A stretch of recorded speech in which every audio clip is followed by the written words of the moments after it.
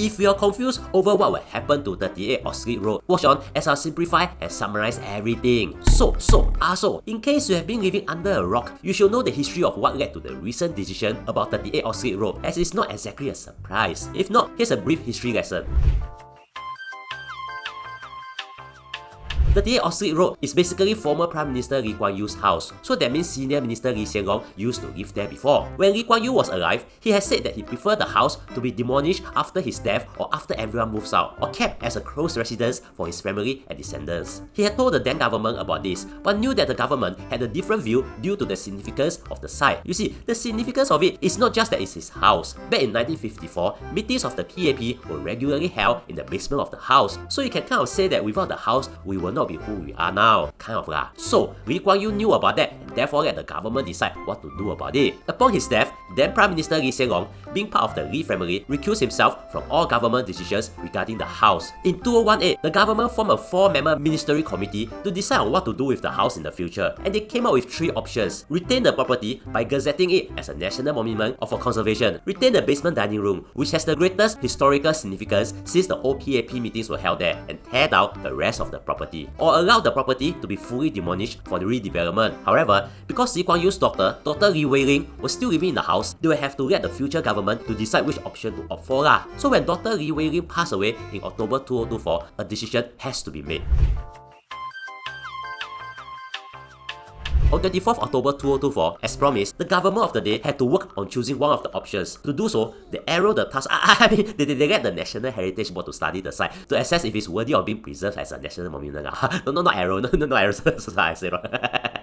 On November 2025, the recommendations from the National Heritage Board are out, which is to preserve the entire site, and the government will accept the recommendations. It's not to preserve due to sentiments, as Singapore does not preserve landmarks because of sentiments, but preserve them due to clear criteria and due process, and the law applies equally. How the building will be preserved is unknown yet, as they have yet to enter the building to assess its structure. However, the government will still honor Lee Kuan Yew's wish for privacy. They will remove all traces of Lee Kuan Yew's and his family's private living spaces from the building, so areas like bedrooms will likely be reconfigured or removed, which means they might be torn down. But a less private space with historical significance will be preserved, like the basement dining room, which is so public that you can find images of it online. But how can the government do that,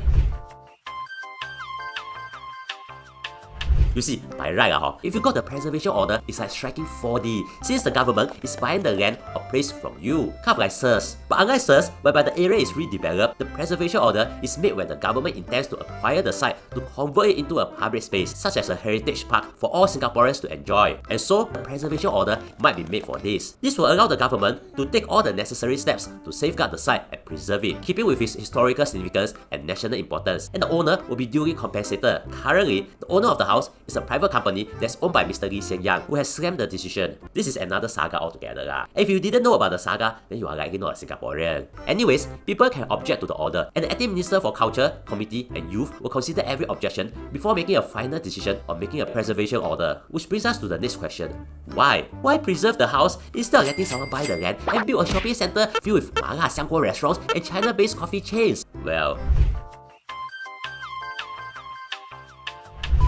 if you are looking to advertise your business in this channel, we can help you. There are guaranteed views and many big brands have trusted us. Just click on the link in the description.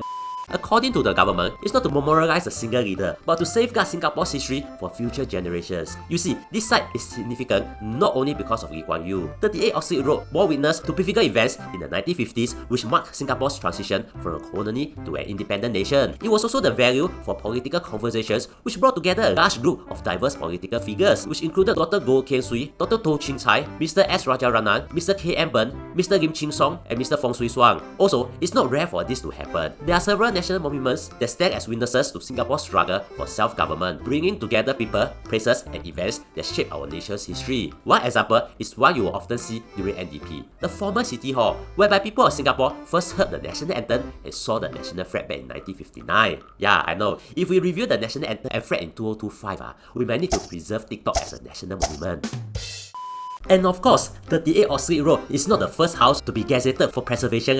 There's a house of Tang Yok Ni, an influential businessman and committee leader, which was gazetted as National Monument in 1974. There are many more buildings in Singapore that have been preserved too, which you might not know. For example, parts of Cathay Building that's near Plaza Singapura was gazetted in 2003. Charms was gazetted in 1990, and interestingly, parts of Changi Prison were also gazetted in 2016. Therefore, since 38 Oxley Road is assessed to be a unique and foundational part of Singapore's independence as well, it is preserved for your kids to see Singapore's beginning.